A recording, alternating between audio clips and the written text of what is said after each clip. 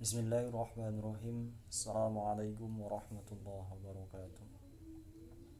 Alhamdulillahirabbil alamin wa bihi nasta'in wa ala umuri dunya waddin wassalatu wassalamu ala asyrafil anbiya'i wal mursalin wa ala alihi wa ashabihi ajma'in. Qala rabbi israh lana sudurana wa yassir lana umurana wa hlul 'uqdatam min alsinatina yafqahu qawlana. Allahumma akhrijna min dhulumatil wahmi wa akrimna bi nuril fahm waftah alaina bi ma'rifatil ilmi wa dhakkirna ma nasina ya dzal jalali wal ikram. A'udzu billahi minasyaitonir rajim. Qalu subhanaka la ilma lana illa ma 'allamtana innaka antal alimul hakim.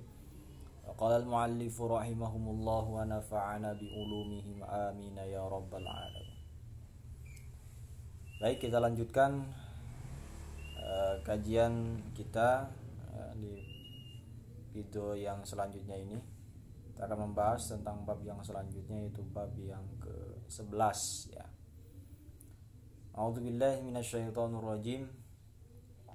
Bismillahirrahmanirrahim. Al-babul hadi asyar fi fadilatil masajid.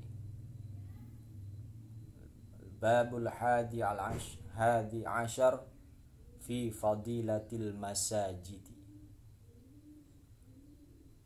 Bab yang ke-11 menjelaskan tentang keutamaan masjid ya. Masjid jamak. Jadi masjid-masjid yang dibangun oleh orang-orang yang beriman, orang muslim, itu ada keutamaannya.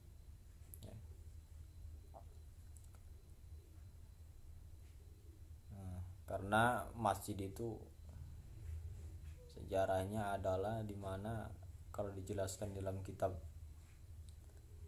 Daqaiqul Akhbar itu bahwa masjid itu adalah salah satu keringat yang dicucurkan oleh cahaya daripada Nabi Muhammad yang menetes ke dunia, sehingga tanah-tanah yang ditetesi oleh keringat Nabi, cahaya Nabi gitu ya, dari penciptaan cahaya Nabi itu salah satunya itu akan menjadi tempat-tempat ibadah ya, tempat-tempat ibadah. Jadi secara tidak langsung adanya musola, adanya masjid dibangun di situ, itu berarti tanah-tanah yang berkah, maksudnya tanah-tanah yang memang zaman dulunya sudah tertetesi oleh keringat dari cahaya Nabi Muhammad sallallahu alaihi wasallam. Baik, kita lanjutkan. Qala Nabi sallallahu alaihi wasallam, al masjidu baitun kulli mu'min. Masjid-masjid, adapun masjid-masjid, baitun merupakan rumah, kulli mu'minin bagi setiap orang-orang yang beriman. Jadi masjid itu rumah untuk orang-orang yang beriman. Jadi makanya yang namanya masjid itu harusnya kalau misalnya keadaan aman jangan dikunci, karena yang namanya masjid itu bisa digunakan untuk siapapun, terutama dalam hal ini orang-orang yang beriman, karena rumah tempat kembalinya orang-orang yang beriman untuk melaksanakan ibadah ya, mendekatkan diri kepada Allah Subhanahu wa taala. Tapi memang kebanyakan kalau masjid-masjid yang di kota itu dikunci karena khawatir kebanyakan ada kasus kriminal, kehilangan dan segala macam. Tapi yang jelas bahwa yang namanya masjid itu adalah rumah untuk orang-orang yang beriman yang ingin mendekatkan diri kepada Allah Subhanahu wa taala dengan cara melaksanakan ibadah sholat. Wa qala sallallahu alaihi wasallam, idza ra'aitumur rajula mulazimal masjidi fashhadu lahu bil imani. Saya ulangi. Qala sallallahu alaihi wasallam, idza ra'aitumur rajula mulazimal masjidi fashhadu lahu bil imani. Nabi sallallahu alaihi wasallam bersabda, "Idza ra'aitumur rajula," apabila engkau melihat seorang laki-laki, rajul, laki-laki mulazima yang tekun, mulazimal masjid, tekun di masjid, berangkat ke masjid tekun. Washhadu, saksikanlah, maka saksikanlah lahu, saksikanlah lahu baginya, atasnya, bil imani, bahwa dia adalah seorang yang beriman. Jadi tidak salah lagi kalau misalnya orangnya sering ke masjid 5 waktu, sholat berjamaah, saksikanlah bahwa orang tersebut adalah benar-benar orang yang beriman. Bukan berarti orang yang berhalangan tidak sholat di masjid tidak beriman, bukan seperti itu. Tapi secara tidak langsung kita bisa menyaksikan secara zohir, di tengah kesibukan dia, aktivitas di luar, tapi masih menyempatkan untuk pergi ke masjid, bahwa kita saksikan bahwa ini adalah contoh dari orang-orang yang beriman, yang menyampingkan urusan dunia tetapi memprioritaskan urusan akhiratnya, ibadahnya. Waqala sallallahu alaihi wasallam,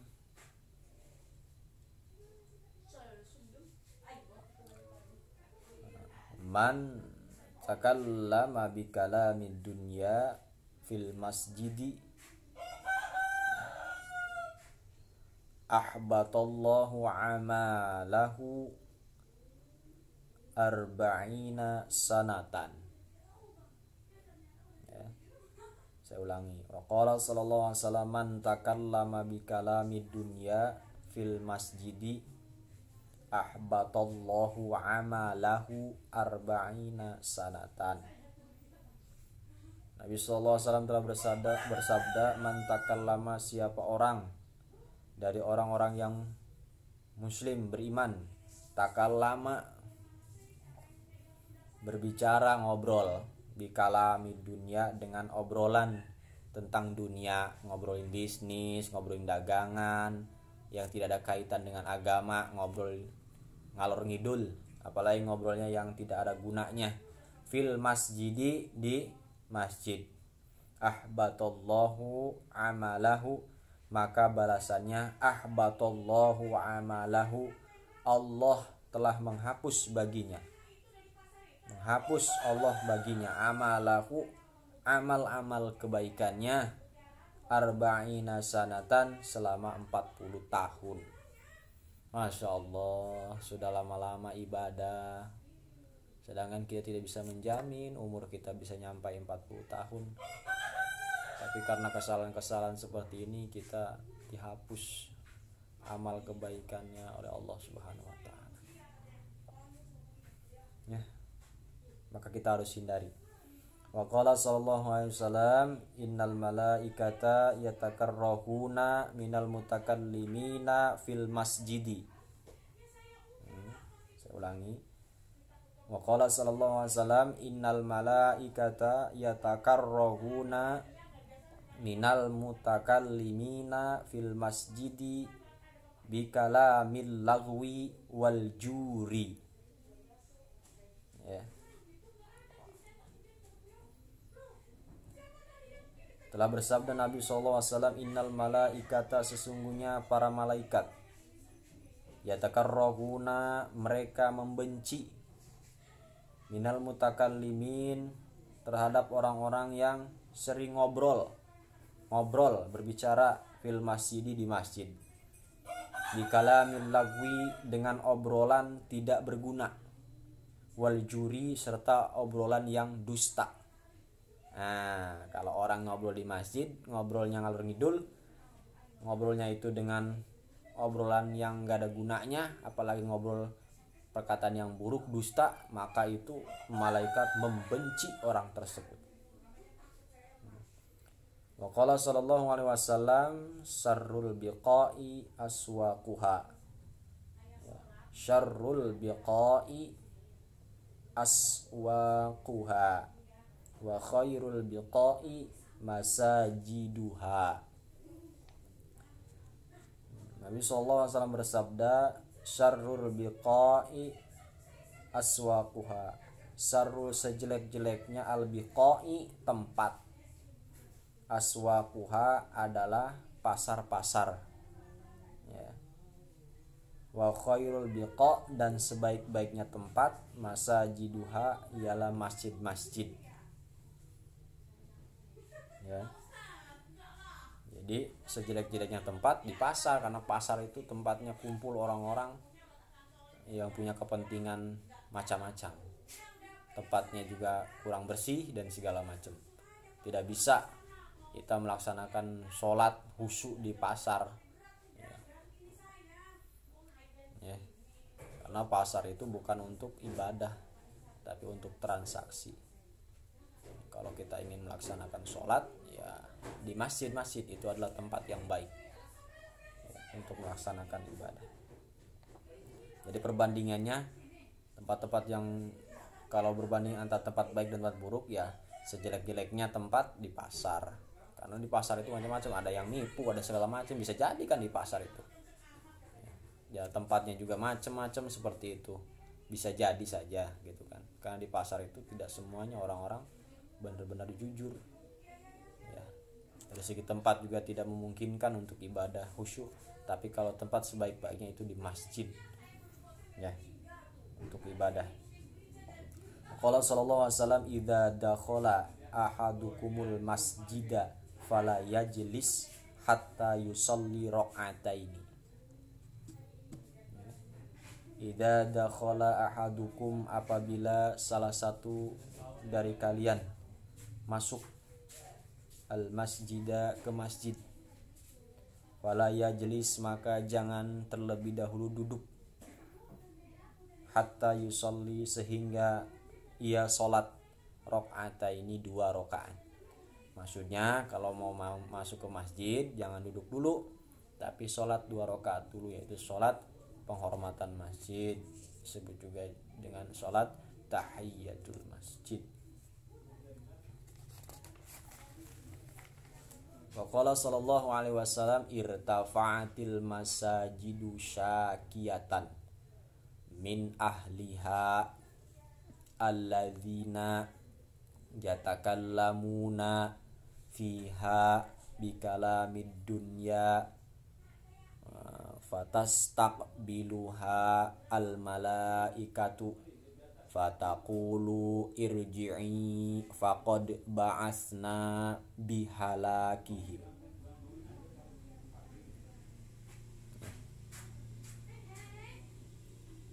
Nabi SAW bersabda, irtafa'atil masajidu, mengajukan masjid-masjid, ya, syakiyatan, protes. Jadi masjid-masjid itu protes, min ahliha, bagi ahli-ahli masjid, protes kepada Allah tentang apa? Masalah orang-orang yang ada di masjid, ahlinya yang sering ke masjid. Yang bagaimana orangnya? Alladzina yatakallamuna fiha, yang orang-orang tersebut yatakallamuna, ngobrol, mereka ngobrol, fiha, di dalamnya, di dalam masjid, bikalamin dunia, dengan obrolan tentang dunia, urusan dunia. Enggak jelas ngobrolnya apa, dagangan dan segala macam, ngobrol di dalam masjid. Fastaqbiluha, maka menerima, ya, menerima terhadap syakiyah atau protesnya, al malaikatu, malaikat. Fataqulu, maka berkata, irji'i, pulanglah engkau wahai masjid, gitu kan. Faqad ba'atsna, maka sungguh kami telah mengirim, bihalakihim, ya, kehancuran pada mereka. Nah, jadi masjid itu protes kepada Allah, ya, protes kepada Allah, diterima protesnya, ya. Kemudian masjid suruh pulang, udah pulang, saya terima masukan kamu, tenang saja, saya sungguh telah mengirim kehancuran untuk mereka yang sering ngobrol di masjid yang enggak jelas. Wa qala sallallahu alaihi wasallam man asroja sirojan fil masjidi bi qadri ma yaduru fil aini lam tazalil malaikatu tastaghfiru lahu madama dzalika dhau'u fil masjidi. Nabi SAW bersabda, man asroja, siapa orang yang menaruh sirojan, sebuah lampu penerang gitu ya, fil masjid, di masjid, bi qadri ma yadur, seukuran seputaran, fil aini, yang terlihat oleh mata ya. Jadi tidak semuanya, misalnya samping gelap, oh ada yang ngasih lampu di situ supaya terang sekitaran kita. Nah, kegiatan seperti itu ada pahalanya di mata Allah Subhanahu wa taala. Apa di sini jelasnya?